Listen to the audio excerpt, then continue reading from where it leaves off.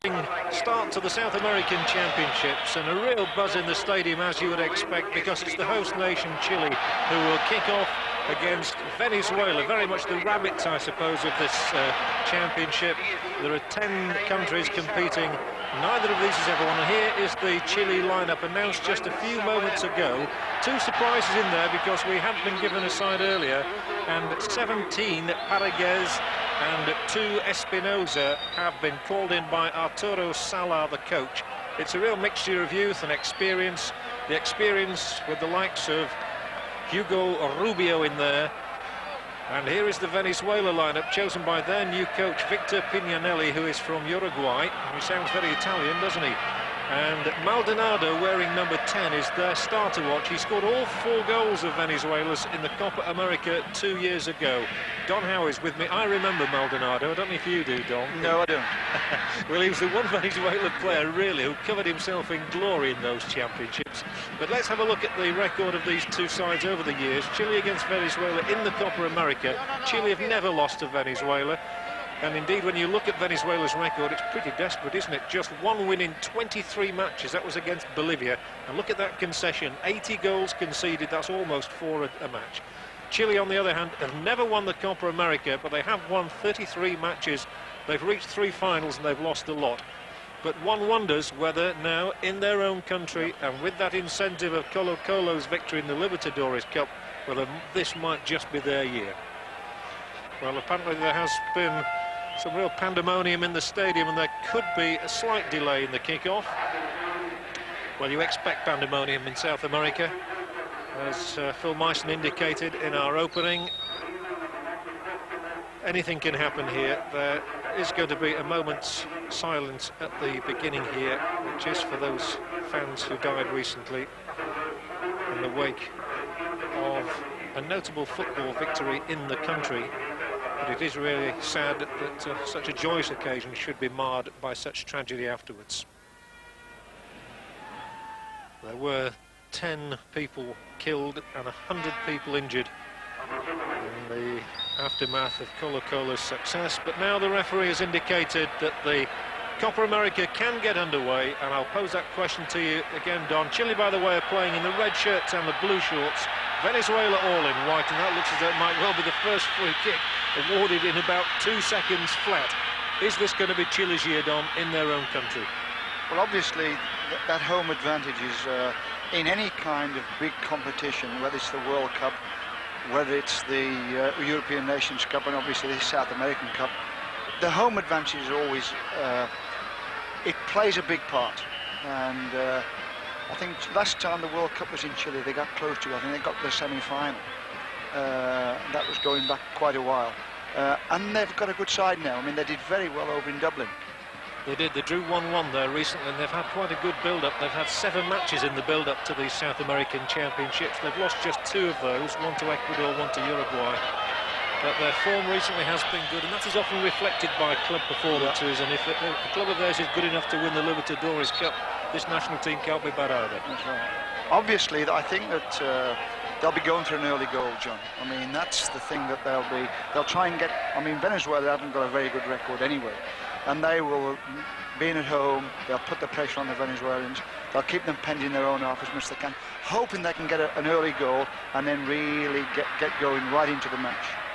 That's right, and Chile straight away finding that the referee, I won't say he's on their side, but he's certainly awarded the first 2 free kicks of this match to the host nation. Not surprisingly, they'll be looking to their experienced men who've played in Europe, like Rubio, who is with St. Gallen in Switzerland, to really lead them forward here in front of their own fans, who are fanatical and who are really on a high at the moment. Referee waving play on this time, and I would have thought that Venezuela might have got the ball back for their goalkeeper to have a touch of it then.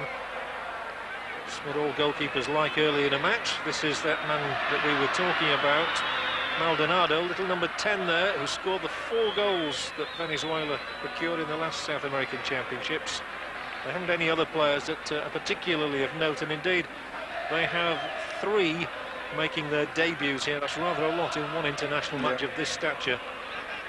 It's Echenosi, who wears 15, Jimenez and Cavallo all making their debuts tonight, and it's Chile very much on the attack, as you would have expected in these opening moments of the game. Venezuela will be really looking to get through this very awkward opening phase of 10 or 15 minutes without conceding anything. That's right, John. And also, if you look at the picture, is that they are dropping back in their own half. They've virtually got 11 players in their own half, Venezuela, and it's hard to get through. And they're trying to go through the middle, Chile, at the moment. You tend to think, when it gets packed like this, let's go around the sides.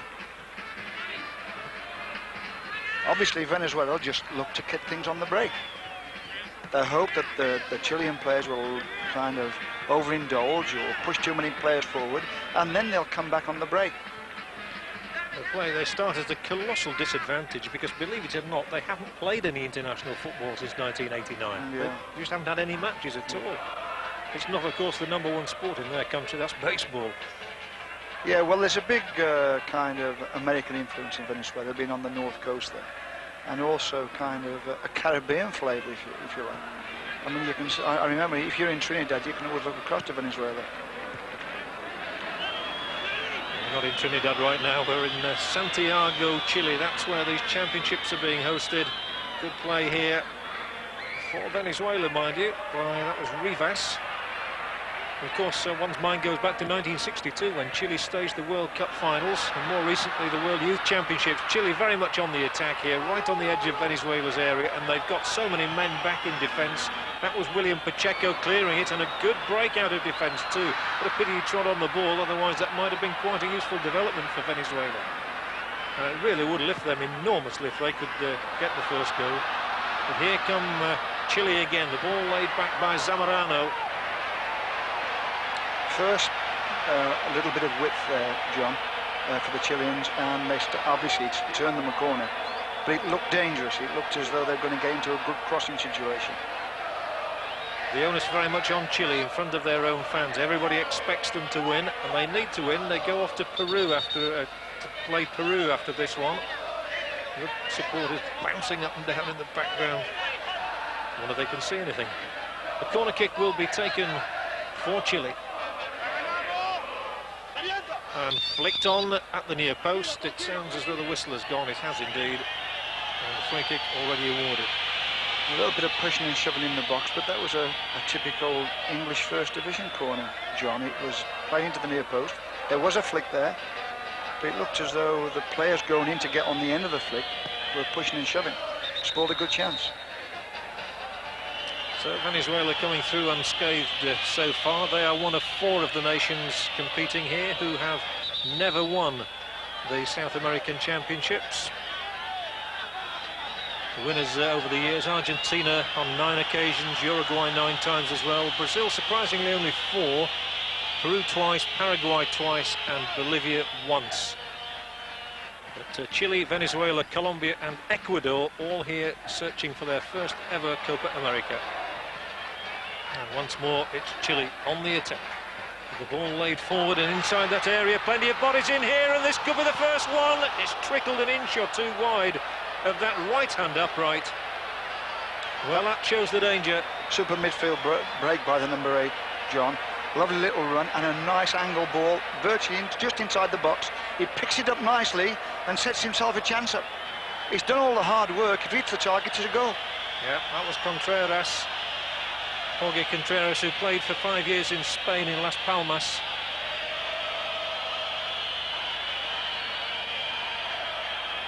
And that's how close he was. Well, he had to do it quickly, obviously, and the goalkeeper coming through himself into the picture. But really, he should have put it away. This stadium holds over 70,000. And some atmosphere, I can tell you, as there always is in South American football. You can say what you like about it, but it does engender enormous atmosphere. They play the game with colossal passion, and the supporters support it with colossal passion. Yeah, it's very individually skillful, John. I mean, it's played really in 2 ways, especially up front. It's either quick 1-2s, or it's those clever little darting runs from just behind the ball into the box. That's how it's played, and obviously with the individual ability thrown in. And there's some individual ability on the Venezuela side as well. That one came from James, wearing number 8. Well, obviously Venezuela just leave the one player forward, and they'll hope to get the ball into him, support him as quick as they possibly can, and then get another player breaking to make the 3-up and get into the space that the Chilean players will leave, because they're all pushing forward.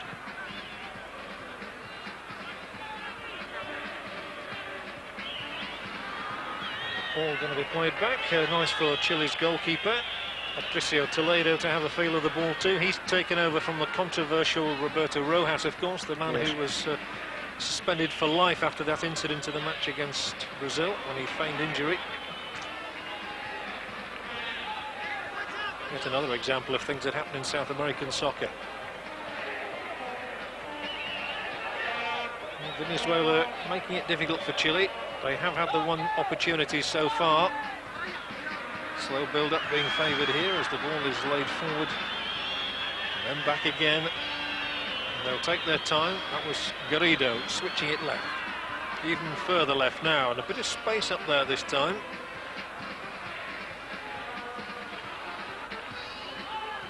Not surprisingly, Venezuela's coach has opted for a pretty stiff back lineup. He knows that his side is going to be under pressure for the majority of this game and must rely on sporadic breakouts. Yeah, well, it's all based around the sweeper, John. He'll play free, and he'll just sit in behind everybody, and everybody else will be tight, man for man, and go from there and try and make it as kind of difficult as they can. Pressure on the ball all the time, especially in their own half. One thing, the pitch looks in absolutely tip-top condition. Looks a lovely surface. For South American, that's very good, John. It's extremely good. You can get some really dodgy surfaces over there, but this one looks excellent. Now there might be chances. Chile still have plenty of people up here. It was a bad place for the move to break down, and Chile have a real chance here. The ball smothered by Faciana, the Venezuela goalkeeper, just as the big man, hello, there was a bit of trouble there. Zamorano, not sure whether he flung out his fists, but certainly a Venezuela defender has gone down. Here was the move. It always looked dangerous once Venezuela had lost the ball in midfield. There we see the defender who's gone down is Pacheco, William Pacheco. John, there was a run to the near post, and I think the defender thought he was going to get done, so he got across the he banged into the forward because he thought the forward was going to get to the near post first, and then obviously they play act as though they've got hurt. Well, the referee so far has kept things moving quite nicely. Yes. 5 on the ball is Vilches, another of the Colo-Colo players, and of course another very important aspect of this Chilean side is that they basically come from 2 clubs, so they all know one another's play tremendously well. They play as a unit, and it's Venezuela on the breakout with James. He's got support on his right from Marcano. Solidly laid through the middle, and a good run as well. Some excellent counter-attacking here from Venezuela. Could they have the first strike on goal? And the ball is tipped back to Toledo. But that showed the enterprise of Venezuela. It was a lovely ball down the right touchline. The cross-in had them in a bit of a dither as well, but that was a beautiful pass. It bisected the defence. Well, if the final pass gets in here, John, into the back post, he'll just cipher it into the net. It looks a little bit offside, but here again, that's the break they're going to play for all the time. And this is the sort of thing that Venezuela must guard against, conceding free kicks, as they have done here with the foul on Pizarro. And it could lead to a free kick for Chile, only about 25 or 30 yards out, and I think it's going to lead to the very first yellow card of the Copa America, and it is shown to Venezuela's Roberto Cavallo, making his debut. What a way to start. Well, obviously, when you're tight like this, I mean, any ball played into feet, they're going to come in behind the Venezuelan defenders and put their foot in. And unless the timing is absolutely spot on, they'll make contact with the forward's feet, and it'll be a foul.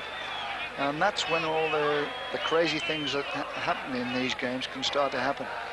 When people become very emotional and lose their head a little bit, and then we see all the fun in games. And this is where we might well see a shot on goal coming in from someone like Espinosa, who strikes the ball well from distance. Rubio's another one.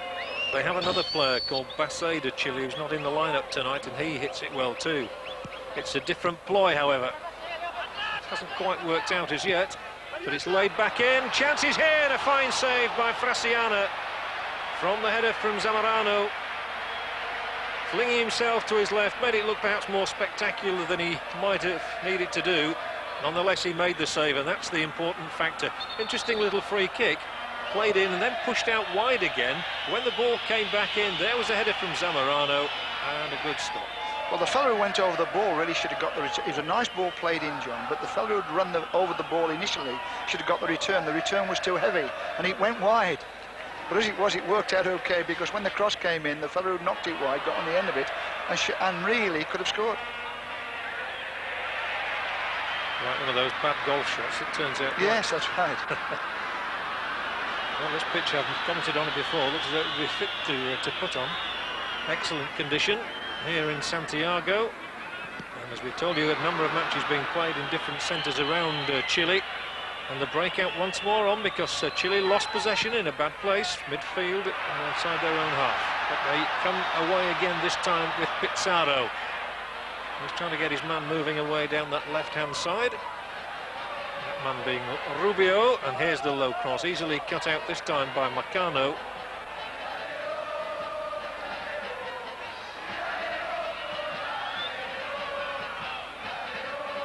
They're quite confident on the ball, Venezuela, no doubt about that. Yes, they are. The only thing about it, John, is that if they overdo it in their own half, you know, because the Chileans have got all their players forward, you know, they could win the ball back in the Venezuelan half and virtually exploit that situation. I think a lot of people would be thinking, well, let's get up to the centre forward, support him. If we then lose it farther up the field, it's not going to hurt so much. I think the first goal might be very important here. If Chile get the first goal, they could go on to get 2 or 3, but on the other hand, if Venezuela were to get it, that would put enormous pressure on Chile as the host country. It could have been, John. I mean, when they made that break down that right wing, if the ball across the box had reached the far post. Another free kick awarded by the referee, who is from Colombia, Senor Perez. Half an hour left in this first half, in the first match of the 1991 Copa America. It's Chile 0, Venezuela 0. The free kick played in, and the whistle has sounded again. See, most of these free kicks, John, I don't know whether it's planned or not, in a position where it's very difficult for them to shoot. I mean, it can only be a crossing situation. And obviously the Chileans, being, you know, small and stocky, typical Spanish kind of build, the crosses in the box are not going to be as vulnerable as what they could be. Well, that must surely be offside. It doesn't matter, the ball's in the net. The whistle had gone, we could see from here. That was definitely offside. It's a good run out, yeah. A good planned run out. There would be a shout there, John, by the Venezuela defence. So they line up as normal for a free kick, and the captain or the sweeper would make a shout. And as the man runs up to play the ball in on the cross, they come out and leave the man offside. So Chile 0, Venezuela 0. Chile runners-up in the South American Championships in 1955, 1979, and again in 1987. And they really did score a stunning victory then over Brazil. I remember them beating them by 4-0, which really stunned the whole of South America. Any victory over Brazil does, of course. But this is really the time when they do fancy their chances in their own country, and coming on top of that Colo-Colo victory in the Libertadores Cup final against Olimpia of Paraguay. And it's significant nowadays that when it comes to Libertadores Cups, it's not an automatic thing for the Argentines or the Brazilian teams to win it. We've had sides from Colombia winning recently, and now from Chile.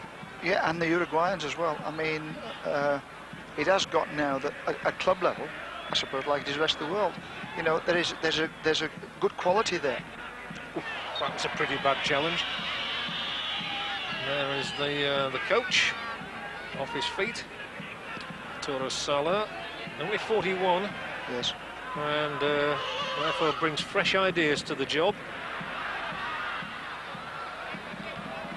He was the coach of Colo-Colo indeed before, and he's actually studied football in England as well as Italy and France, so he's world-wise in the game.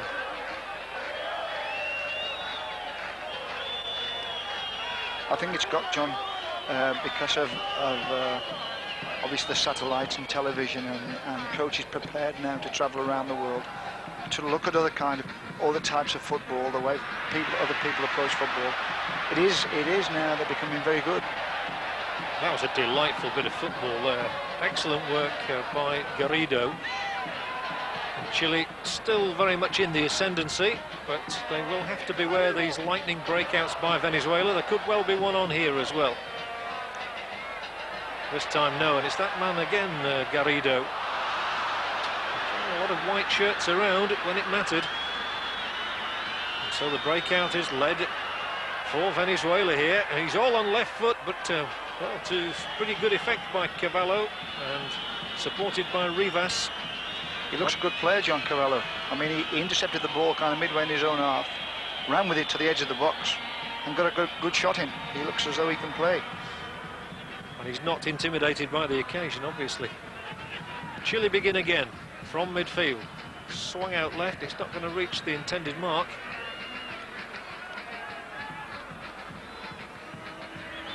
Of course, coming up later, and you'll see it all on Screen Sport, the second match, which is again played in this same stadium between Peru and Paraguay. Just in case you might have missed it at the start, the South American Championships this year split into two groups. Group A comprising of Chile and Venezuela, Paraguay and Peru, and Argentina, the one side not playing today. And then Group B, Colombia, Ecuador, Uruguay, Bolivia and Brazil. And there are two qualifiers, one from each of those groups, whoever heads them for the last four in Santiago, or two from each group I should say, go through to the last four in Santiago.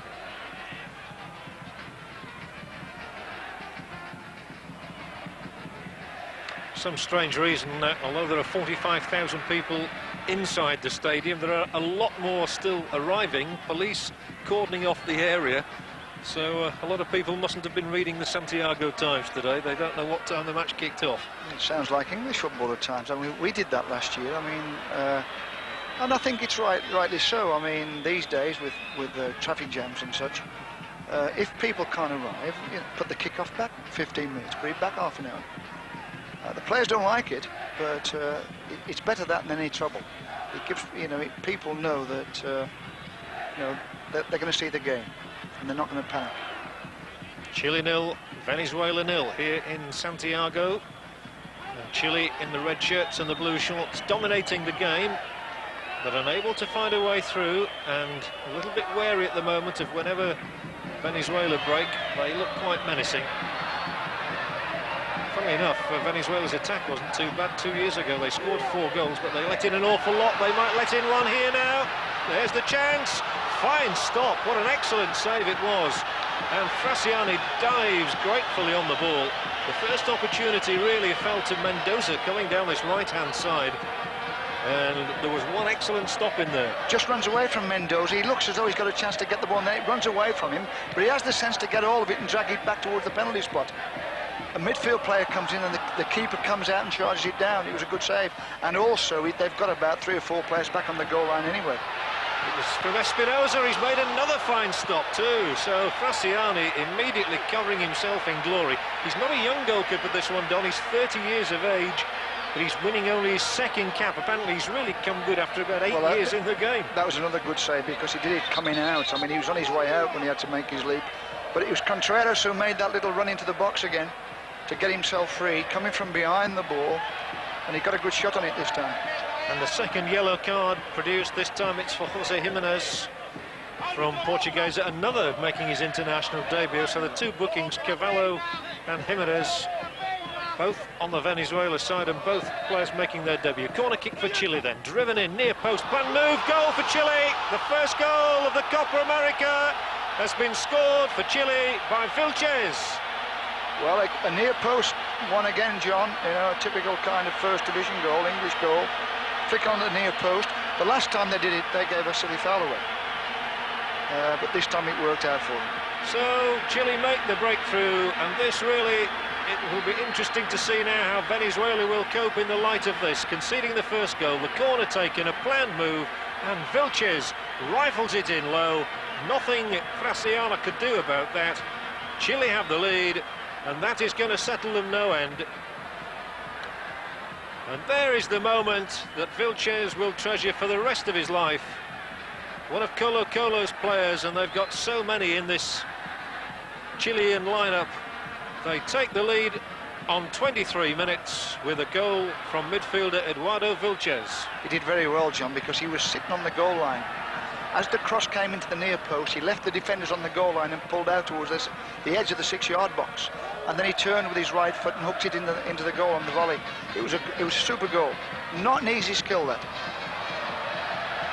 And now they come again. They swarm around the Venezuelan penalty area, and the ball breaks out here to Mendoza. Mendoza has figured in some good build-ups in the last few minutes, and here's another good one, a second chance, and this time the shot flies over the crossbar. He got too much underneath that one, Contreras.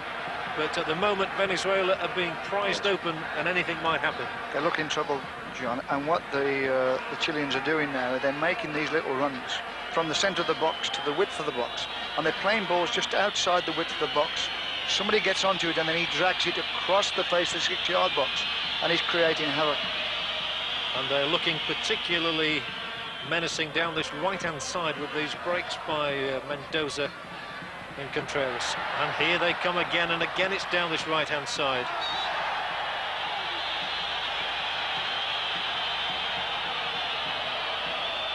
John, if the other team are going to pull 9 players back as defenders, and they're going to sit them around the edge of their penalty box, round the D on the penalty box, you can only get on down the sides, you can only get in down the sides. And at last, the Chileans have seen that, and they now get into vulnerable positions and get in all kinds of crosses in. And most of them have been low crosses. Free kick, and this is in another very dangerous position for Venezuela. It's going to be floated in here by Espinosa. And a second goal would be crushing to the morale of Venezuela. Here it comes, flicked on, it's in the net again, it's a second goal. Rubio this time, and Venezuela wide open. But Rubio, I think he's celebrating prematurely. I think he's been cancelled out here from the look of it, and from the whistling around. Rubio there, he looked in an offside position, it must be said. Well, he came late though, John. I mean, after the ball was played, I mean, they hit Rubio. I mean, they hit him at the corners on that near post. He hits him here, and the player comes in late on the end of the flick. Very tight one, that.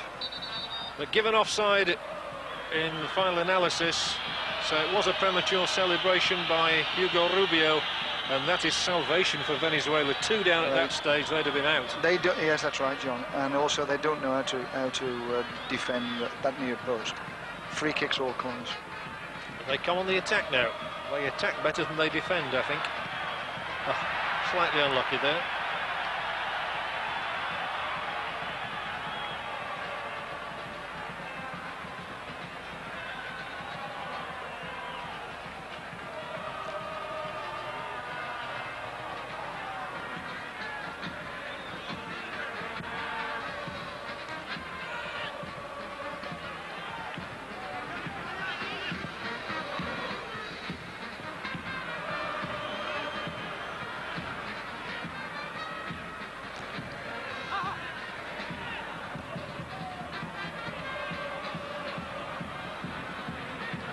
Still Chile pour forward. They look much stronger in midfield with the likes of Contreras and Espinosa, experienced internationals of course, and they're back here again, coming down the left-hand side. The chance there for the centre-forward Zamorano. This time they survive it, but they're looking very vulnerable at the moment. Yes, they are. Yeah, that was a nice diagonal ball there. There's no doubt about it. When they're getting down the sides of the penalty box, the Venezuelans are not good at defending that situation.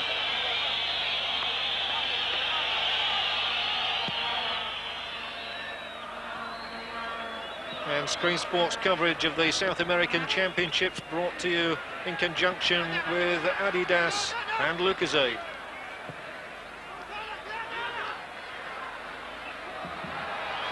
No free kick this time.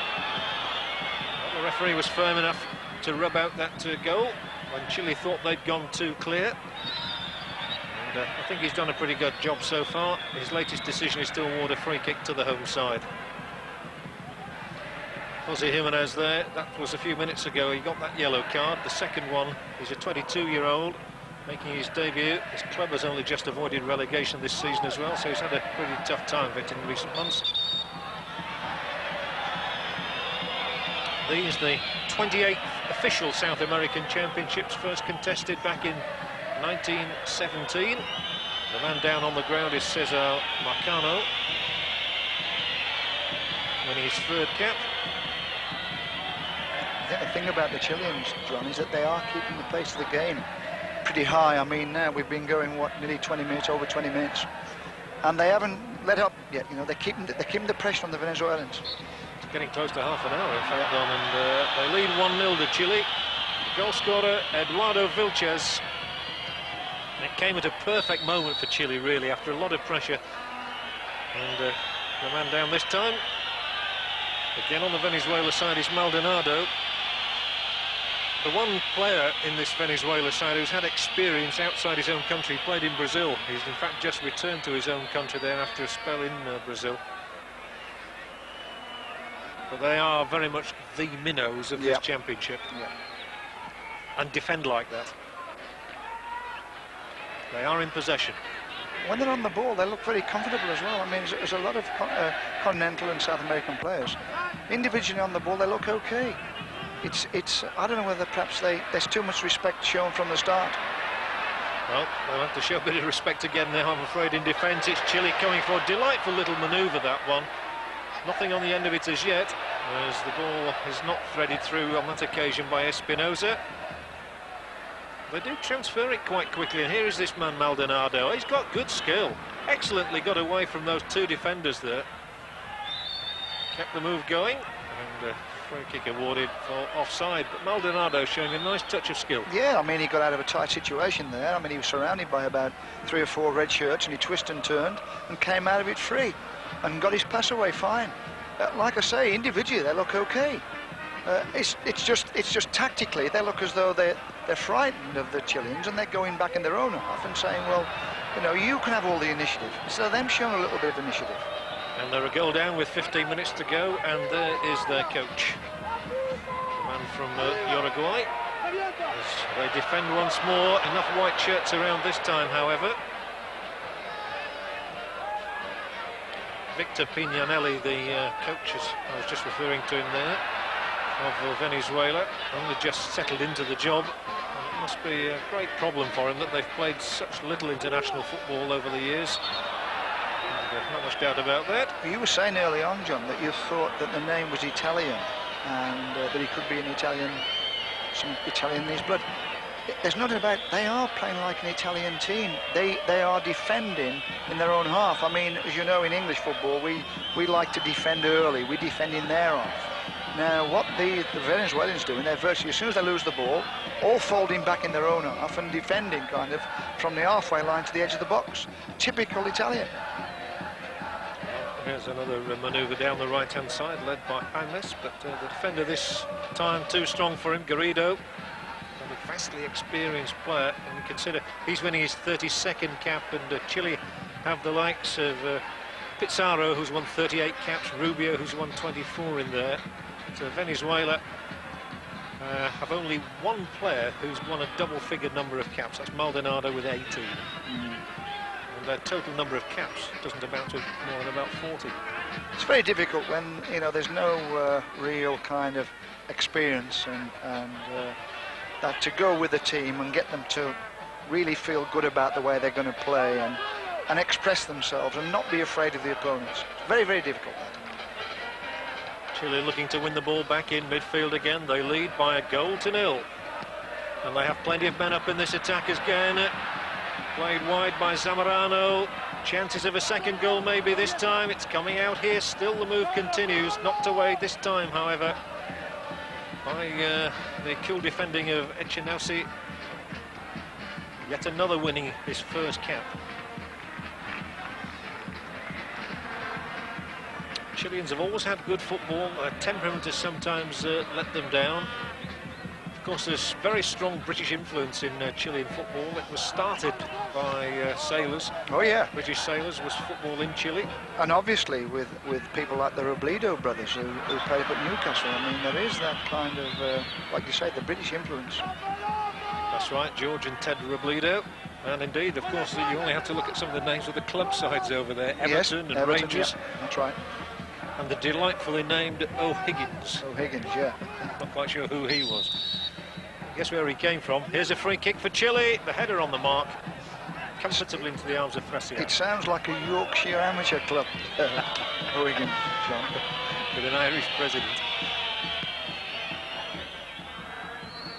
Fraciano reaches the halfway line. Another Italian-sounding gentleman. This goalkeeper here, Fraciano, who plays for the Zamora club, winning his second cap.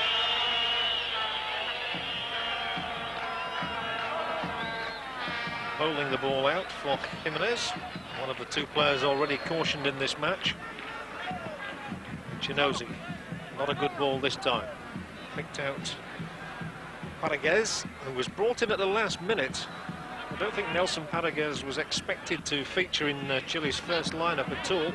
But he was brought in at the very last minute in place of Ramirez.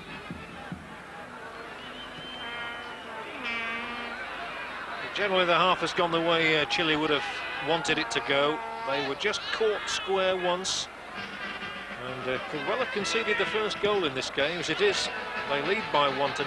They've had one disallowed, and they're on the attack again here with Rubio.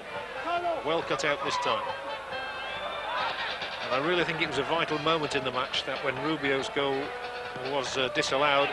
However, they might get a second one here. Lovely skill, beautifully done, a super goal, Zamorano. That's a really classical goal.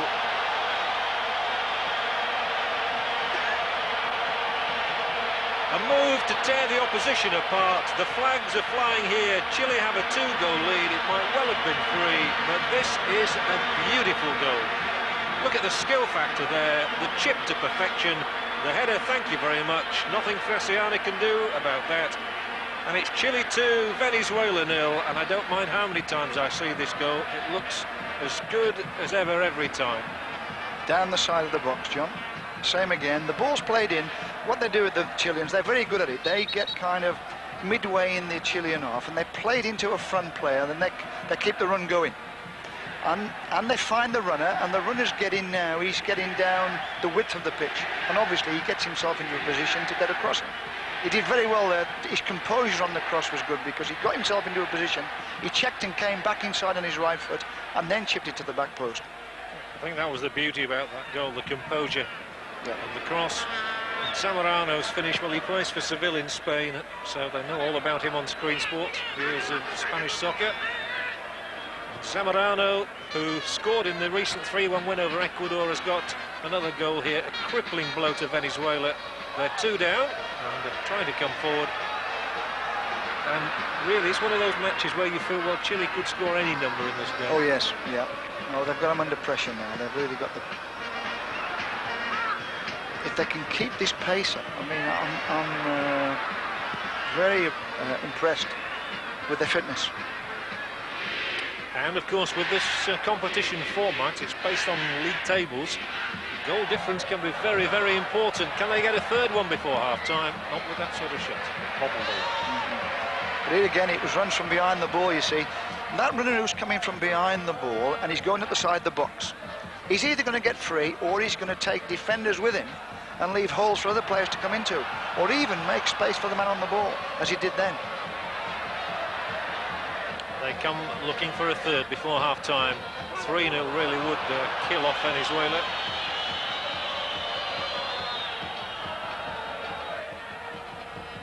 There's Ivan Zamorano, scorer of Chile's second goal. Pleasurable moment for him and for us because it was such a beautifully executed goal. And it just again proved the thinking we had before this game. The quality of football in South America often is very, very good indeed. They do play the game beautifully at times. We know the other side of their game too, the temperamental factor. But when it's played like this, it's exquisite. It's good to watch, John. It's quick, it's sharp, The passing is all over 10-15 yards. There's a lot of running off the ball. And then you get the individual ability thrown in on the end of it. It's good to watch. Free kick for Chile, looking for a third, headed away by Chinazi. This time they bring the ball away, and well, they always look as though they're going to lose it. However, they just try and do a little too much on the ball sometimes in midfield. Well, what they do, John, is that they win possession, and then all of a sudden they want to make kind of 3 or 4 passes before they get to the halfway line. Well, obviously that gives chance for the Chileans, who are hustling and closing down people all the time, to get the ball back. You know, if they could hit their front players, I know they've only got 1, they've got 3 behind their front player. If they could hit him, then they wouldn't get this. They wouldn't lose the ball in their own half so often. It appears that Maldonado has become the 3rd Venezuelan booked. So the referee, Senor Perez, really busying himself in taking the names of Venezuelans, Cavallo, Jimenez and now Maldonado. And it's a free kick for Chile, who are 2 goals to the good. And certainly Zamorano, with his height, he's a bit taller than the rest of the air. He's posing a few problems. He looks good in the air, John. I don't think the Venezuelans are good at defending in the air, but he's doing his job. You know, and they're looking for him, aren't they? He's trying to get on the end of the cross, and they are trying to get the crosses in for him. You really do imagine that the key game in this Group A is going to be Chile versus Argentina. Comes up later in the week. You'll see all the matches in the South American Championships here on Screen Sport. And Chile certainly must be among the favourites, playing in front of their own supporters. That's right, John. This home advantage in world-class football is very, very important. Obviously, the players feel comfortable. You know, they've got no problems with water. You know, they being at home, it works out super for them. It's worth a goal advantage, a goal start probably in many matches. But Chile already have a 2-goal advantage here against Venezuela. They're on the attack once more. They've picked out their man beautifully again. This time Mendoza just unable to control it. And the linesman there telling him he was offside in any event. But it really has been an impressive first half from Chile's point of view, and I would imagine that their coach is going to be extremely complimentary in his words to the team at half-time. Arturo Salah, I would think he'd be very happy. Yes, he will be, John. Obviously, he'll tell them not to get kind of, you know, not to go easy on the thing, to keep the pace of the game up, plenty of giving and going, keep the movement going, keep the crosses coming in. They'll be reminding them of all the good things they've done well in the first half. And they've done plenty. And the only blemish was when they almost conceded the first goal. However, they've recovered from that very nicely. They look quite polished. When they've had to defend, they've done so just as they do there. Less than 5 minutes left in the half here in Santiago then. It's Chile 2, Venezuela 0. The goals coming from Vilches on 23 minutes and Zamorano 10 minutes before half-time. Rather desperate clearance this time from Cavallo.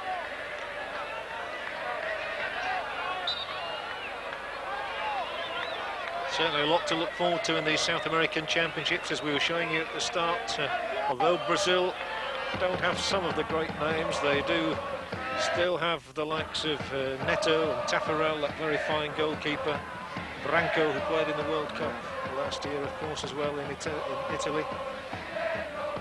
And then the likes of Higuita and Valderrama for Colombia. Chile coming again over Zamorano, still a chance of a third. They can't lay it off this time. Clumsy bit of work in midfield, however. So this free kick has gone against Chile. Yes, we've got some good individual players to watch, John. It's quite exciting, really, because we don't get a chance to watch. We see them in the World Cup, don't we? And sometimes I think in the World Cup we don't see them at their best. There's a little bit too much pressure on them. Perhaps here at home in South America, a little bit more relaxed. We can really see what they're made of. Well, I'm thinking in particular there of Colombia, because besides the goalkeeper, who everybody knows about, they've got a striker called Iguaran, who is very, very useful, and a very good centre-back in Pereira, I thought. I agree. A strong fellow. And they'll be much happier playing in these surroundings than they were in Italy. Chile moving through the midfield, 2-0 up. Looks like a foul challenge. And the free kick awarded for the tackle on Espinosa. Another who wasn't named in the original lineup allows the free kick to be taken by Contreras. This was sounded again. Offside. Still 2-0. And down he goes. A bit of time wasting maybe here. Oh, there he gets up. And he knew that he had to do. Suspected that. And Venezuela come on the break on the right. Now then, if they could just get a goal before half-time, it would change the entire complexion. They have had a bit of joy, actually, the Venezuelans, when they broke down that right side. I don't know whether the Chilean left-back is pushing in a bit too far or is a bit of a ball watcher. But every time they get a good break and they stick balls down their right wing, they look as though they can get into a good crossing position at least. I think there's a bit of confusion in the mind of Cesar Marcano there. He wasn't sure whether to let that ball go dead or whether to play it out. In the end, he's played it out, and he's given Chile another opportunity for a goal in the last 2 minutes of this first half. And what a good first half it's been, certainly for Chile. 2-0 up.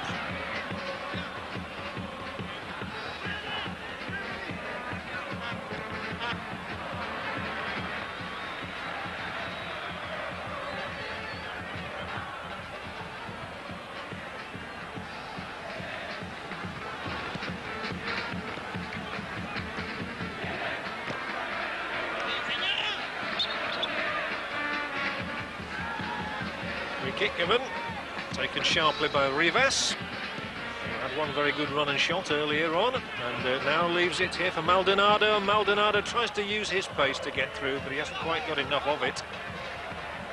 They are prepared to go one-on-one, as it was there. The sweeper had to step in there and tidy that situation up. But I mean, if they get inside the Chilean half, the Venezuelans, they'll have a go one-on-one. Well, the Venezuela coach has said that what they really want to do is make an impression with the quality of their football and show that they can play. So it's a nice willingness that they've got.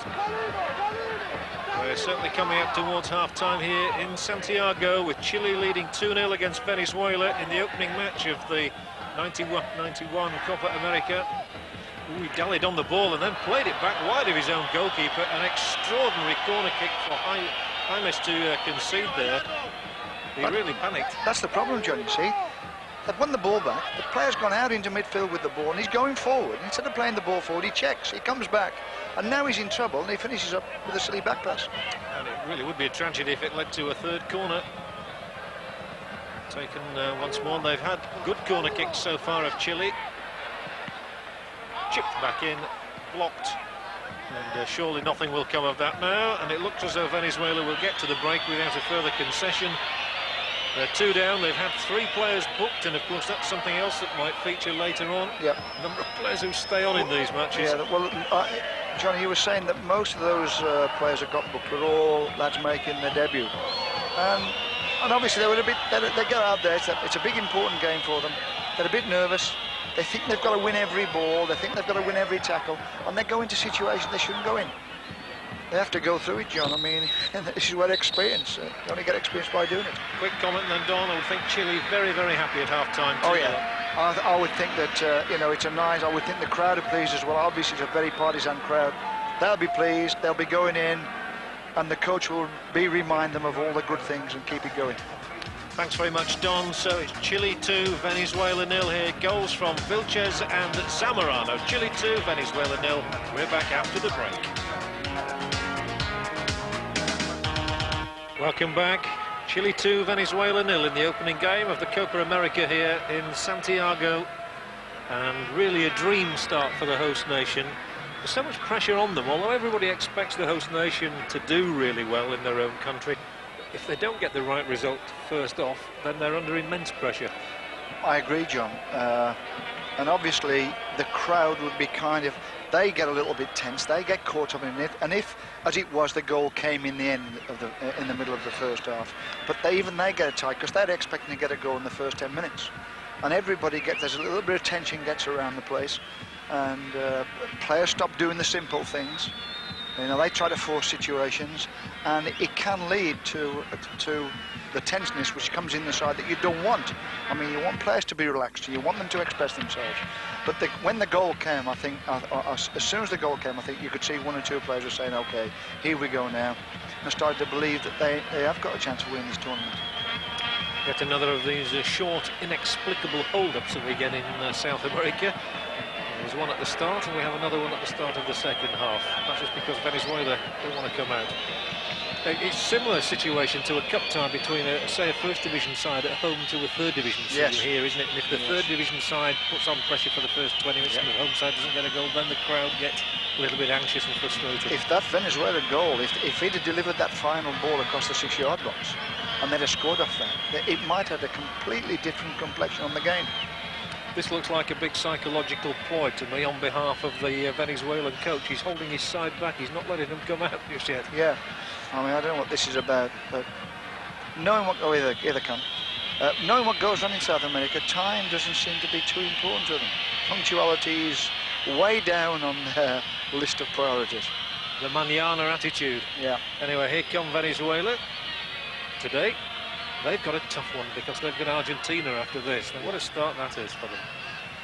Well, that's right, but at the same time, I mean, I don't know. I mean, obviously, it's a long way away. You tend to think, well, they've got nothing to lose. Nobody expects them to do well. Go out there and play. But straight away, as soon as the game began, they folded back in their own half and just stood there, left one player up. You know, there's got to be a little bit more to it than that. So, just a reminder then, as we await the start of the second half, it's Chile 2, Venezuela 0. The goals for Chile coming from Vilches and Zamorano. There you have it, 2-0. Beautiful backdrop here in Santiago. Scene of the 1962 World Cup finals, which Don, you were a member of the England squad on that occasion, although you didn't actually play it. No, I was in the squad, John, and Jimmy Arfield was the right back in those days, and we did quite well. We got knocked out with the team that, well, they didn't win it in the end, but they were a good side, Brazil. No, sorry, they did win it in the end. Brazil beat Czechoslovakia in the end. Yeah, that's right. Yeah, I've been thinking them for a minute. Yeah, yes, I did. Yeah. Okay, here we go again on this lush surface we've already given credit to earlier. It really is a magnificent pitch.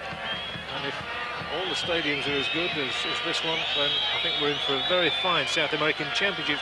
It's interesting that in recent years the Libertadores Cup sort of took precedence over the South American Championships and became a bit more important. Club football became very important, but they're really trying to build it up again now. And here come Venezuela straight away on the move with Fernandez. And his ball laid in, headed out, not very far. Here's a shooting chance, certainly. And the first shot of the half is driven in by Cavallo. Got 4 players forward there, John, and also a midfield player following up, who picked up the knockout and got a shot in. If they can keep that up, well, they can get themselves back in the game. Why not? Gomez laying the ball forward here for Zamorano, who knocks it back again. Throw-in should be taken quickly down this left-hand side. Picked up by Gomez. Tackle put in by Pacheco. Remember him as well, Pacheco, 2 years ago. He's another one who played in all the matches. Yeah.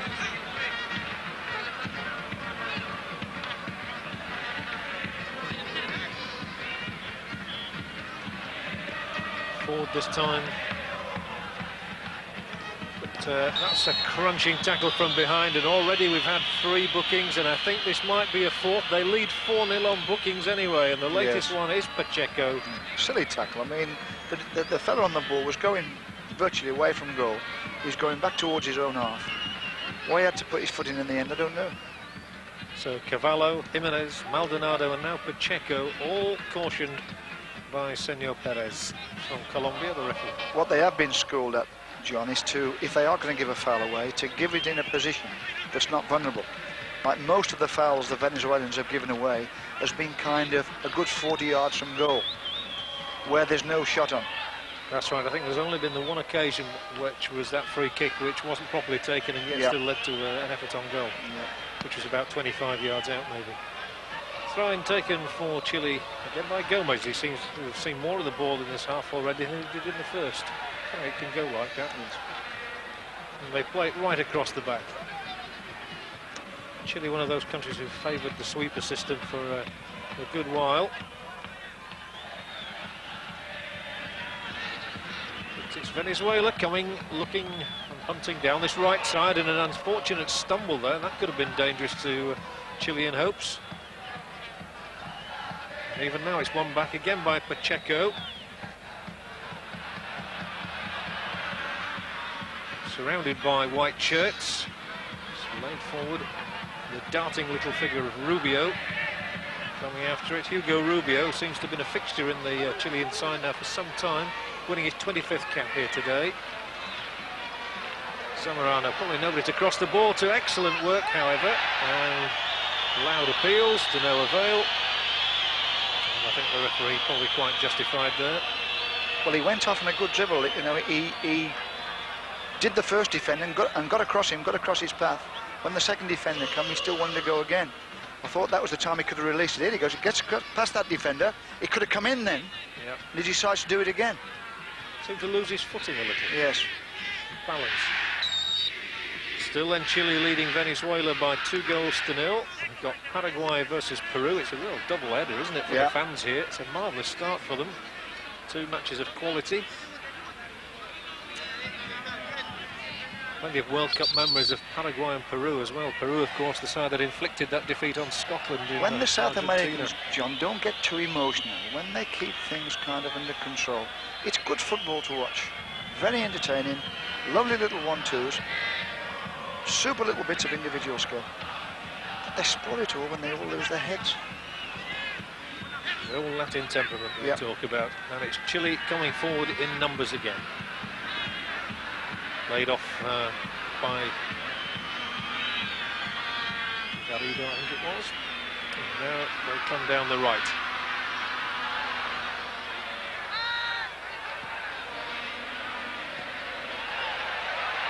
Chance of a shot here maybe, and it's not a bad one, but smothered once more by Fraciana, who had a good first half. The shot eventually was fired in by Pizarro.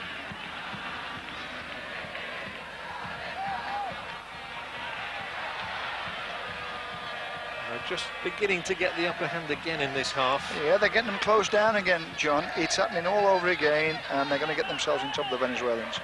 They're making too many passes in their own half. They're not getting their heads up and looking for the front players. They make 3 or 4 passes, and obviously, sooner or later, the Chileans get it back. Here's yet another cross coming in, headed away this time by Jimenez.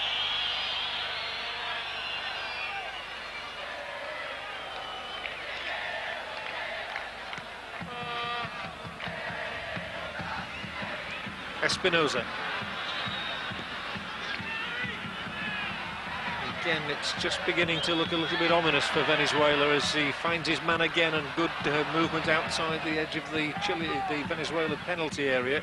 Threaded 2 or 3 good passes together there before Gallardo brings it away for Venezuela. You see good covering work, and there were 2 Chileans who got back there to keep them at bay. Bit of unsure handling, I must say, there by the goalkeeper Toledo. Well, obviously, John, in this situation, the sweeper's got a big responsibility because he's the fellow who's got to stop the break. If the Venezuelans do come on a break, he's got to read it, and obviously more times than that, he's got to intercept it as well. More danger here. That time the little 1-2 didn't quite work. But there's been some very effective short passing by Chile in this game, and it looks as though there might be some more here.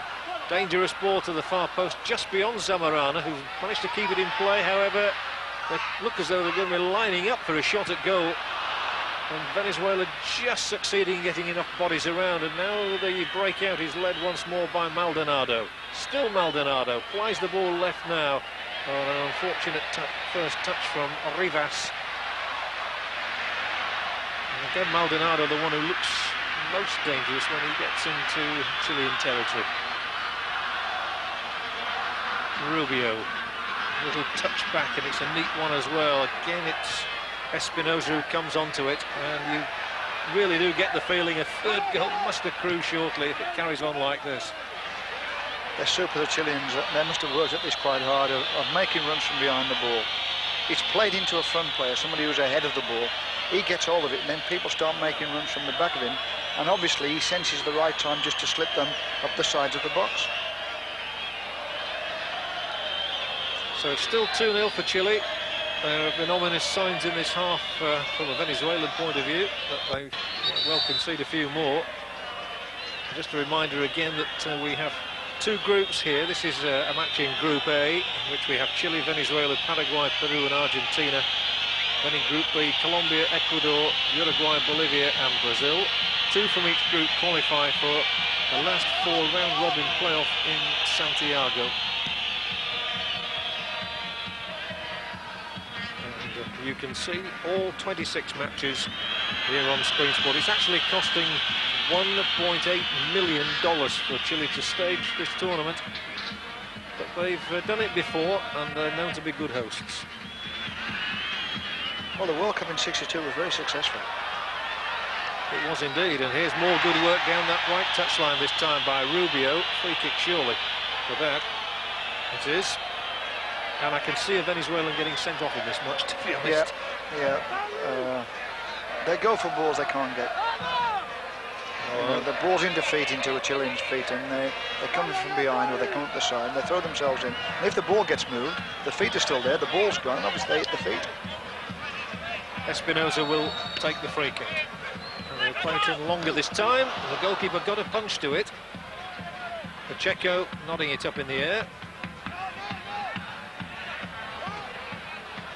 The player who brings it away is Fernandez. Now it's Chile who have to funnel back sharply. And I said it once in the first half, I'll say it again, if Venezuela got a goal, it certainly would alter the complexion of the game. And it is the better part of their game was attacked by the look of it.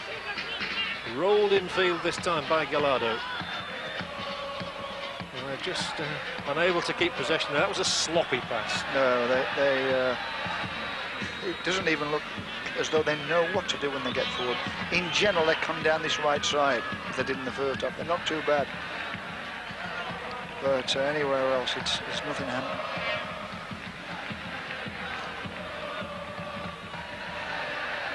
Played in field. Taken up again. They do support one another rather better, Chile, as well. When somebody loses the ball, there seems to be somebody else to pick it up. They're more professional. They've been schooled in getting the ball played simple and early. Contreras with the pass this time, a little short one, and it's a poor cross in this time, however, and Fraciana will deal capably with that one. The goalkeeper who's just won his Spurs recently found his way into the Venezuelan first team. Again the ball given away, and surely there must be chances of a third goal this time. It's from the angle and he can't beat it. But once more disappointment for Rubio. Should have hit the target there. He worked himself a nice position, kind of let it run across him, went outside of him, gets round, done all the hard work. Now all he's got to do is get on the target. I think he tried to squeeze it inside that near post. Yeah, he went for the narrow angle really, but didn't quite come off. A bit of frustration around again, because I think the crowd is sort of sensing that their team could score half a dozen here. Yes. Well, the crowd would like 4 or 5, obviously. So our coverage of the South American Championships brought to you in conjunction with Lucozade.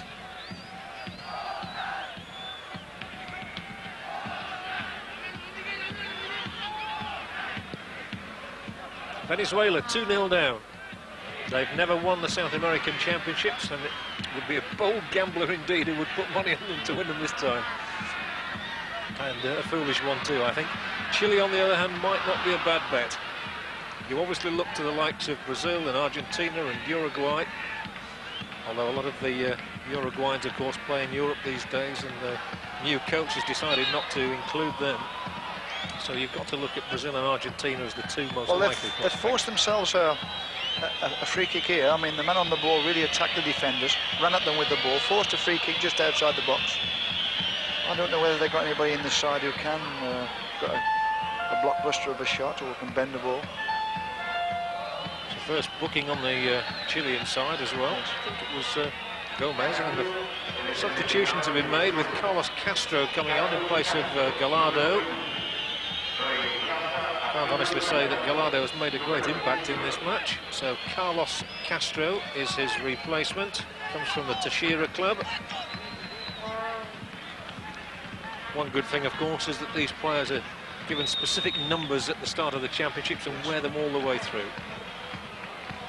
So number 18 is replaced by number 20, Carlos Castro.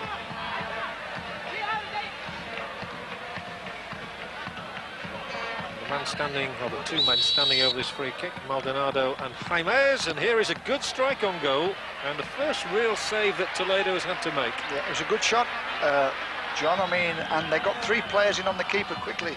I mean, if they come away from the keeper, did very well. They held on to it well, because it was just about bouncing in front of him, which is awkward for a keeper. And the Venezuelans have got 3 players on top of him. Good free kick and a good save. But it's still 2-0. Chile in front. They look like picking up the first 2 points of the championships. It'll be very interesting for the Argentinians, of course, who have the opportunity of watching both this match and the one between Paraguay and Peru after it before they enter the fray, so to speak. And they can assess the strength of the opposition of all 4 countries they're up against. Chile building nicely down, that beautifully weighted ball, that one. Here's a good cross in, put out of play in the nick of time by Jimenez. Lovely 1-2 down the right side to get into that crossing position. And obviously they don't defend well in the air either, Venezuela.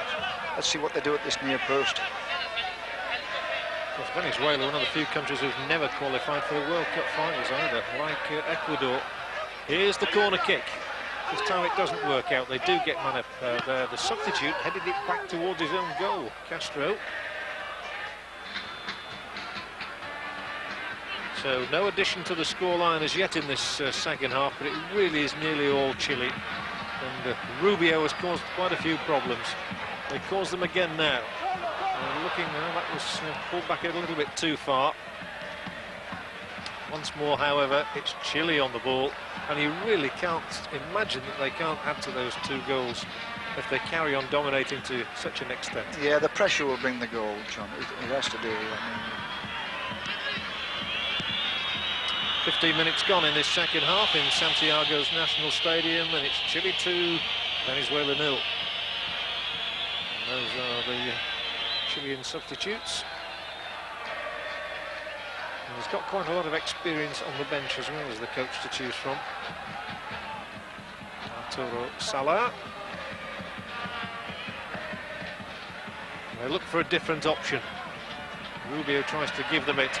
Now seeking to get the ball on the right foot, threaded through. Here's the chance. Oh, good stop once more from Fraciana. And but for this goalkeeper, it might well have been 3 or 4 already. He's done well. He's made some super saves. This was a better shot here. He was pulling it back into the back post. The keeper cut it out. But if he gets through to the back post, the centre forward's there to tap it in. There he is arriving now. Pizarro's had a good second half as well. He's been involved a great He's a good little player. He's involved in everything going forward. Well, there might be trouble now. Good decision by the referee. He waved play on. He could certainly have given the free kick. In fact, it might have happened on 2 or 3 occasions in this move. Eventually it's cleared, and that was one where it didn't work out for the referee, really, because had you given the free kick, you did right, John. I think it was a good decision. I think he's had a good match for this referee, really, from Colombia. And yet another yellow card, and this time it's Marcano, the 5th Venezuelan to get one. Yeah, well, what he's done, you see, there's been a nasty tackle, but he can see the Chileans have got something going for themselves, so he thinks, well, there's a chance here for the Chileans, I'm going to let this one go. He let it go, nothing come from it, but now he's dealing with the tackle that he let go early on. That's right. Which is how a referee should definitely how he should see the advantage one team's got. He did it absolutely right. I think it was Marcano that was put there. The caption said Vilches, but I can't imagine it was a Chilean play for any reason at all. So it looked as though, to me, Marcano was the 5th Venezuelan to be booked.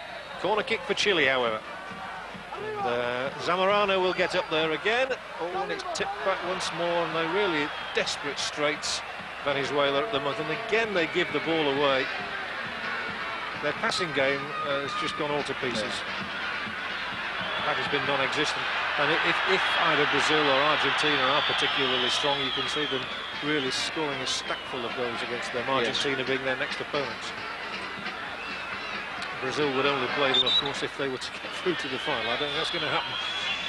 Well, you see, obviously, when they play against the top pro teams, the Argentinas and the Chiles and the Uruguayans, who have got front players who are used to this tight situation around the edge of the box, and they're used to handling the ball there, sooner or later they're going to get done. That's why they ought to come out and give it a go.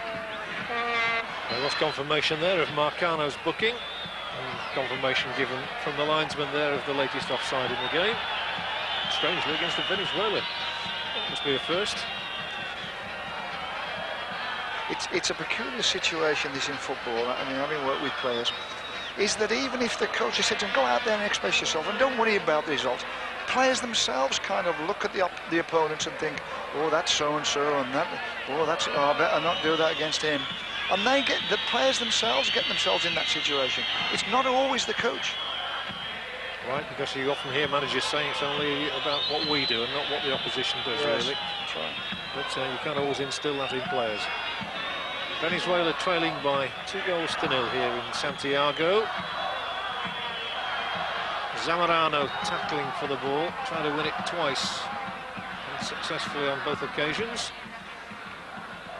It's a bit of uncharacteristically weak defending from Chile, and he's just opened them up, and the goalkeeper Toledo has to make the save at the end of it, and that really showed that even the side of Venezuela's capabilities could just have profited from that. Yes. They got a bit slack.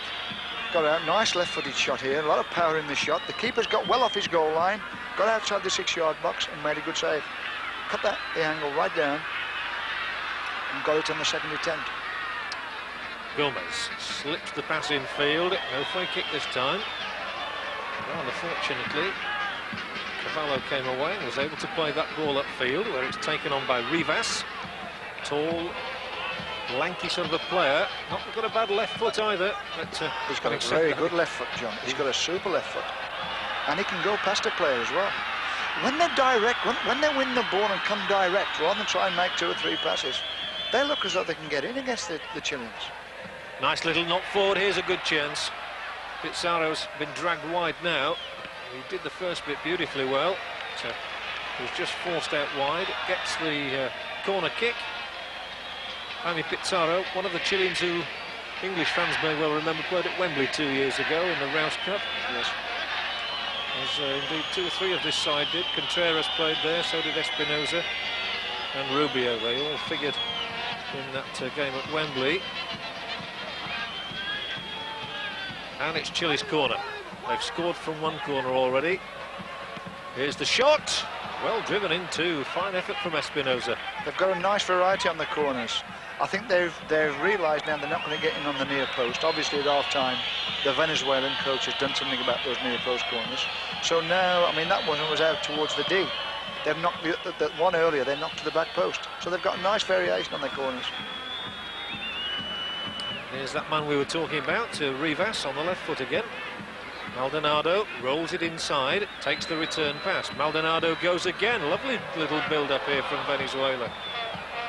It's just that one touch from Fernandez which let them down, but they're gaining in confidence a little here. They've not conceded anything in this half.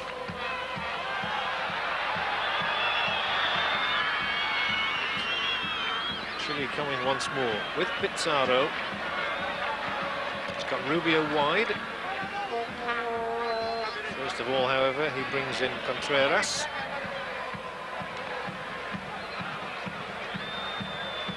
They just overdid it. Venezuela this time getting enough men back, and the crowd, you can tell from the whistling around the ground, getting that little bit frustrated again. They want a third goal. No doubt Chile are worth a third. Yes, they are, but I think their momentum is just dropping and sagging a little bit. I think their fitness level, I think they're just having a breather, John. I think that, and to keep it up with how they've played, it's not easy. And bearing that in mind, I think this is a good time for a substitution. He's going to bring Jorge Contreras off. And the first alteration made by Arturo Salah will be the removal of midfield man Contreras, who's worked quite hard. He's made a lot of runs, John. He's made some super runs from behind the ball. Venezuela looking, and the catch made by Toledo before the substitution can be made. And so Contreras is here and he's still involved. And he's no doubt seen the number 8, and he knows he's about to come off, and he wants to make one last valuable contribution. plays Gomez down the right. Movement inside the box. They'll be looking for the big man, but again, the quality of cross not good. Frassiana can handle those with no problems. Yeah, at all. centre of the goal, John. I mean, good goalkeepers will come out and meet those all day. He's either got to go sharp into the near post or hung right over on the back post. Well won by Espinosa. Took a little bit too long playing the ball. Mendoza. Now the experienced Garrido. Here he is once more. A bit more open space this time. Contreras still on the pitch. Can't get him off. The ball just won't go out of play. Nor will the referee give a free kick to allow the substitution to take place. So Rivas comes again. He's seen a lot of the ball in the last few minutes. Here he is on that left foot again, and this time the little 1-2 does not work. And Chile come down the right, and they'll seek to make quick inroads, while Venezuela have got a lot of players funneling back. Oh, and it's a good run, this. Oh, and it would have been a super goal. But down goes Frassiana once more to make the save. That's a very exciting run. I mean, he picked it up kind of just inside the Venezuelan half, and he virtually went right for the penalty spot. Finished up on the edge of the box. Still, that substitution has not been made for Chile. So they have the original 11 out there. And, that was a I don't know replay. whether it's because it's a lot of short passings in, but there's hardly any throw-ins.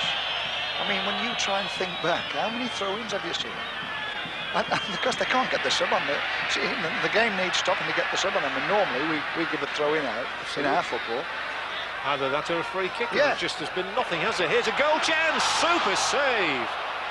Zamorano really rose to that, and I believe he thought he was a goal scorer for the second time in the match. Thwarted by Frassiana. Yeah, he pulls away to the back post. See him there, look, he's pulled under the back post, then comes in and meets it, gets a header in, goalkeeper gets a nice little touch over the bar. Still that number 8 is kept down. He would have been able to come on now, I mean, the ball's dead. Yes, here he comes, yeah. Contreras. Not sure if that's his natural gait, but he's going to go off to be replaced by another experienced man, another who played at Wembley, Jaime Vera. Vera, who played in Crete in Greece for a number of years. So the experience factor of the side is not lessened by his arrival. And it's a corner kick. Rubio to take it. Chile looking for a third goal. The goalkeeper sound as ever. And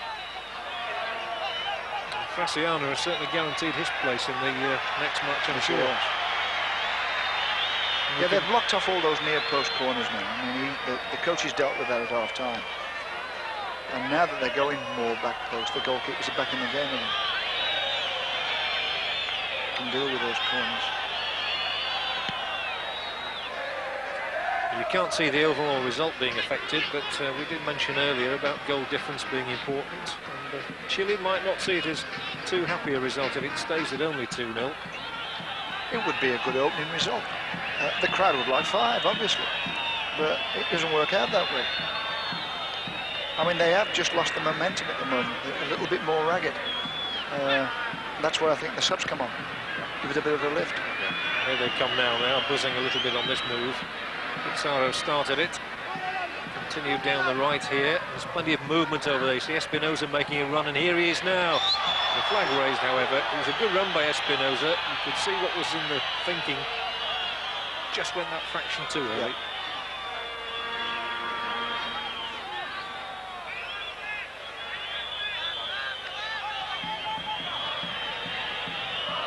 You see, John, I would think that the Chileans have been really kind of preparing for this one. This is a big one for them, and they obviously they want to do well.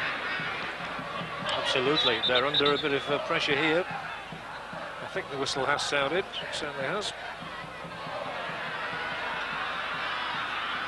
Yes, it is indeed a big game for Chile, especially coming after Colo-Colo's success in the Libertadores Cup. They'll really be expecting the national team to do well.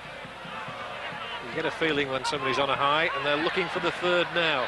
They're taking their time about it. Pizarro's pass out here this time, picked up by Gomez. Lob back in towards Zamora. This time he is beaten in the air, so one Chilean player down, clutching his face. There he is. It's the scorer of the first goal, Vilches. And the shot from Gomez hopelessly wide. He didn't look at all confident on that at any moment. Coverage of the South American Soccer Championships brought to you here on Screen Sport in association with Adidas.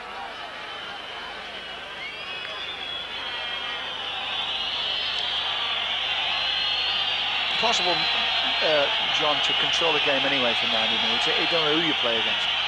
But it's how you get back in control of the game that's important. Having recognised that you're not in control or you're not doing the things you were doing. It's how the coach deals with getting things going again. And he can do it by bringing subs on. You know, one or even two. Or he's demanding from the line different things. He's demanding that the simple pass goes early. So it's still 2-0. Chile 2, Venezuela 0. The opening match in Santiago. And Chile again on the attack. They do move forward with such purpose. They're a very attractive looking side, the way they play the ball around. It's a good surface for them to play on as well. I said before, if all the surfaces are as good as this one in the various venues, then I think we're in for a treat. Pizarro, who's not got a lot of pace, but he uses what he has got well, and he cuts the ball back there. Once more it's Faciano who falls on it. And you can see there's a bit of anguish on the face of the Chilean coach. But Pizarro seems to be becoming an increasing influence in this game. The coach there, he's asking for them to go round the overlaps around the outside. He's showing with the kind of rolling of his arm. He wants them to go round the outside all the time and then get into crossing positions. He knows what he wants. Well, he's getting it in terms of results so far. 2-0, Chile in the lead. But still, that nagging thought at the back of the mind that if Venezuela get one, it won't look so good. But it's Chile very much on the attack, very much in the ascendancy. Looking for that third goal. They just need a break. Quarter of an hour to go, and it's Chile 2, Venezuela 0. And Venezuela really on a dash out here. Oh, and if he'd have continued his run, it looked to me as though he'd got a good chance of a shot on goal. I couldn't understand the thinking of the substitute Castro there. He wanted to put the early cross in, John. I've got to say that. I think he realised the players coming from the back. But at the same time, he could have gone close to the byline. And perhaps... Oh, here's the chance. It's just nicked across the face of goal. Sorry, Don. Yeah, I'm just trying to describe, you know, having got into a hell of a good break from the back and got down this right side again, the cross could have been better. There we see a little toe poke from Zamorano, which caused a bit of panic. So they've just under quarter of an hour left in which to try and secure a more convincing looking win with a third goal. And again, it's that man Pizarro started it all off there. For the corner to be won by Rubio.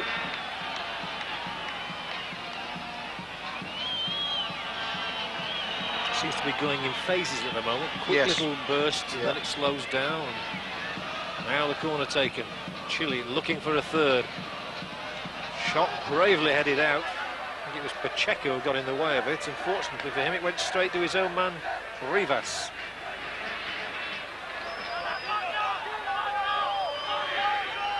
Yes, a third goal would really seal it for them, John.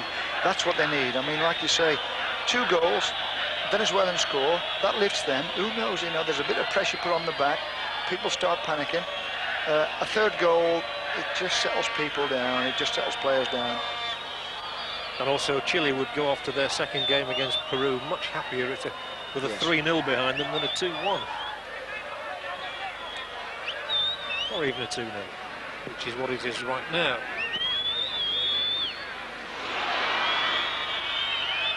Certainly the Venezuela's not been afraid to put themselves about. 5 players booked against the 1 Chile man, cautioned. Chile again coming. They seem to have favoured that right touchline for most of the build-ups. Here's a good-looking cross. Not quite deep enough even now. No, they're feeding the keeper a little bit this second half. Yeah. And Venezuela's coach responds by suggesting that Otilio Yantis will be his second substitute used. Yantis from Mineros. But the Chile side basically made up of players from Universidad Católica and Colo Colo. Indeed, the only other club represented, Palestino, from whom Gomez plays. And of course there are the two European-based players, Rubio of San Guilén and Zamorano of Seville.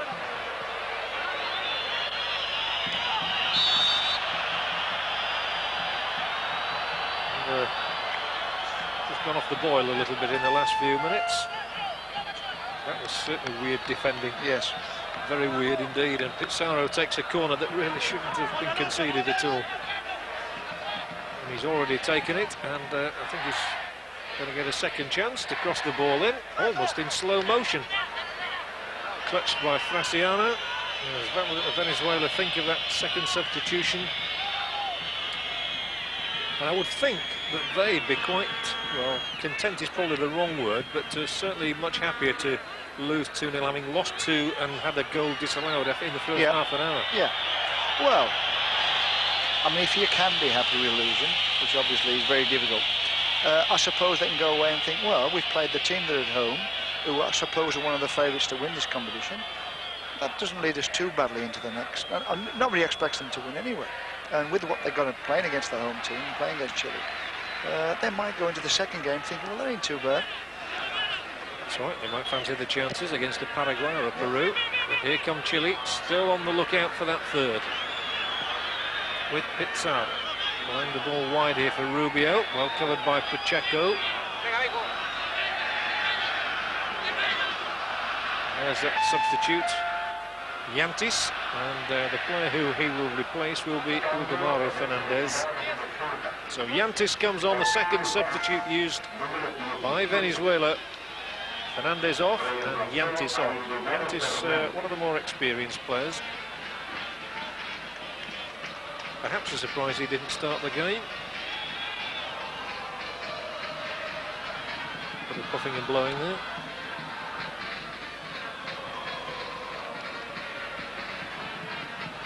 To be honest, Chile haven't really looked like scoring a third goal in the last few minutes because the quality of the crossing and they've had the one header. They've had the one header, John, where the goalkeeper pushed it over the bar in this second half.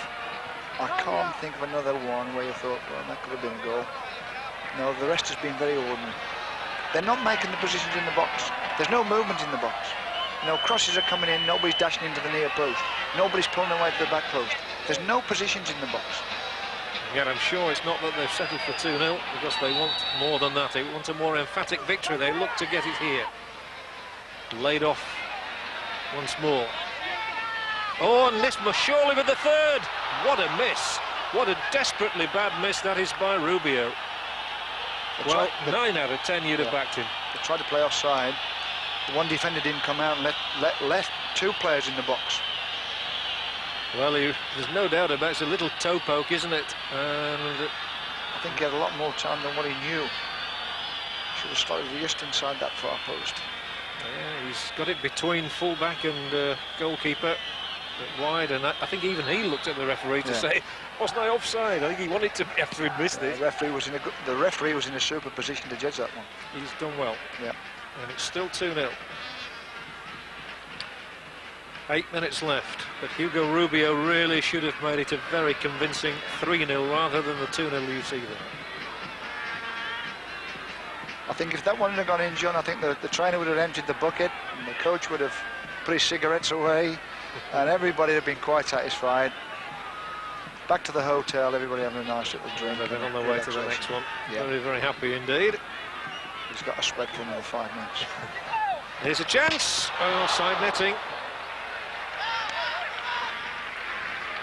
Nice little sharp build-up down the right. Zamorano's finish crisp, but not accurate. But from that angle, it was unlikely to be so. I like him, John. I think he's a good player. I think he moves about. He's good in the air. He makes his runs. He's getting his shots in. I think he's a super game tonight. Yeah, I would think if the South American Championships are looking for a star, a new star. Well, Zamorano has certainly been the first one to register a claim. He makes himself available for all the players on the ball. They can hit him at any time. If he gets tightly marked, he spins away. Once it gets wide, he gets to that back post. I've been impressed. Pizarro, good ball. That's a free kick. And it's going to be desperate these last few minutes now, because Chile, I think, know they want to satisfy their crowd with a third goal. Venezuela having to defend desperately. They've already had 5 players booked. I think it's going to be a frantic finish. Yes.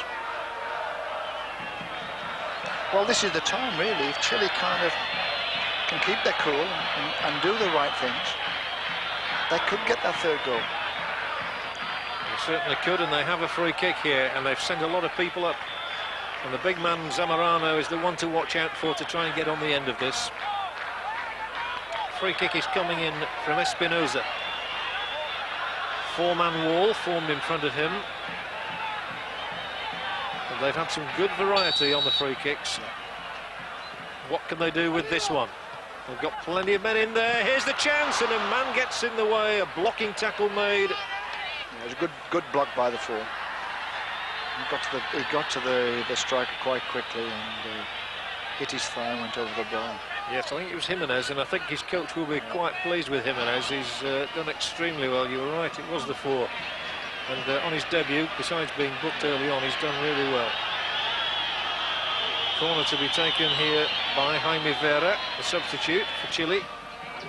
It's a better one. It's round about the penalty spot, and the goalkeeper unchallenged now. That was a better corner. He drove that one in, coming across the 6-yard box, head high. The goalkeeper don't come for them, they're too quick. He hasn't got time to judge his jump and get out to it.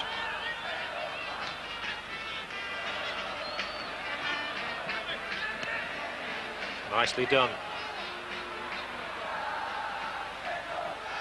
Again, Venezuela getting enough bodies around just to deny any further progress for Chile, but they still look to use this space down the right-hand side. Gomez has taken up a good position there. Here's another cross that's wayward.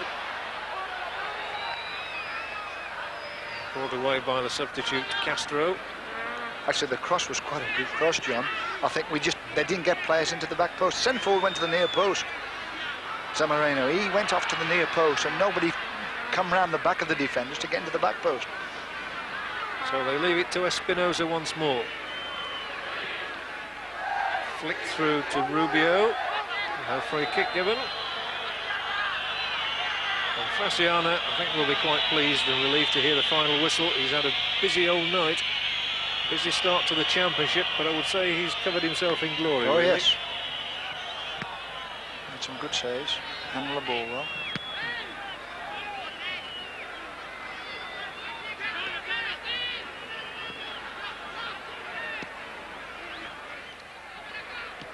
I mean, we used to think that continental goalkeepers or South American goalkeepers couldn't come out for crosses. I think both these goalkeepers tonight, obviously the Chilean goalkeeper not so often, but they've both come when it's been their turn to come for a cross. They've both come out and caught that ball. I think the quality of goalkeeping in South America generally has improved markedly over the last few years. Tafarel's a very good goalkeeper for Brazil. Alves is a good goalkeeper for Uruguay. And of course, we saw Goycochea in the World Cup. He was a good shot stopper. No question about that. Oh, without a doubt. I mean, the standard of goalkeeping is going up and up and up all the time. I think there's a lot of individual work on goalkeepers now, more than there ever was. And obviously, we're getting a lot of good goalkeeping coaches around as well. Here's Maldonado. He couldn't score, could he, for Venezuela towards the end here? Well, he got the shot on goal, and Toledo saved it. So it's still 2-0 Chile. At least Venezuela have kept plugging away. Yes. They've not let their heads drop even when they went 2 down, because we did suggest at that time that it could be the prelude to an avalanche. It didn't turn out to be that way. And many of the Chilean crowd would have been hoping for more than a 2-goal success. It's 2-0 at the moment. That was an unfortunate ricochet, but they've still come away with the ball. Marcano again.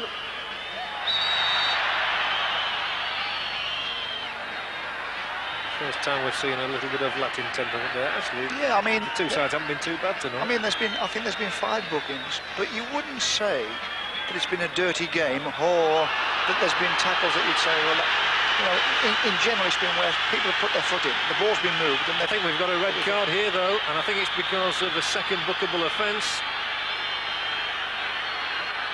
Well, let's have a closer look at this. There didn't seem to be anything really there.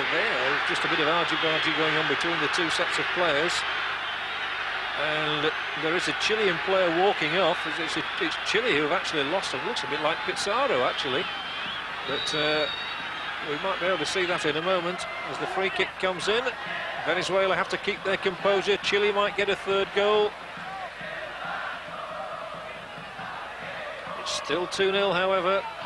They're keeping them at bay for the moment.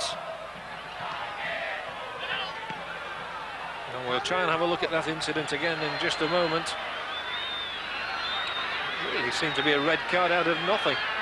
We did suggest there might well be a red card before the end of the day, but we thought it was probably more likely to be a Venezuelan player that was shown. He'd given the foul to the Chileans anyway. Yep. Either the players, he's had a word with the referee and said something he shouldn't say, or he's put his hand on one of the Venezuelans. He's hit one of the Venezuelans. Well, here we can see what happens. The 2 goes down, and there's a bit of a knee in the back.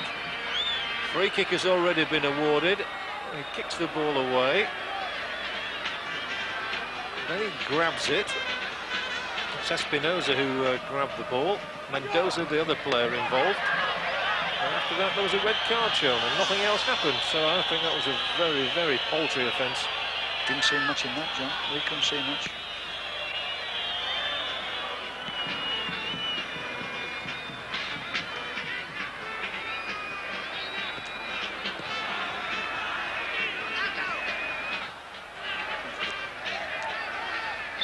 So we believe that Espinosa was the man dismissed. It was indeed Ruben Espinosa who was sent away, but it really didn't appear to be a very serious offence. And Pacheco might get a goal here for Venezuela. Well, unfortunately there was no sting in his shot. That would have been a real blow to Chile. If they'd have lost a player and then a goal, that would have been even worse, of course. To be kept in play here by Rubio. Pelted straight up in the air by Marcano.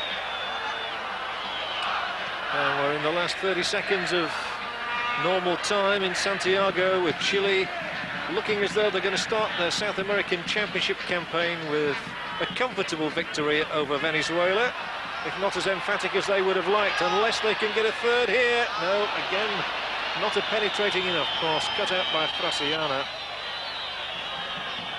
Nice break down the left side. He looked in early and he could see the centre forward come to the near post, but the goalkeeper read it as well. And that is it, and Chile have beaten Venezuela.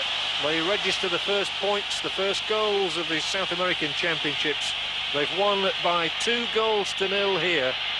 Vilches scoring after 23 minutes, Zamorano scoring the second on 35. A largely frustrating second half, however.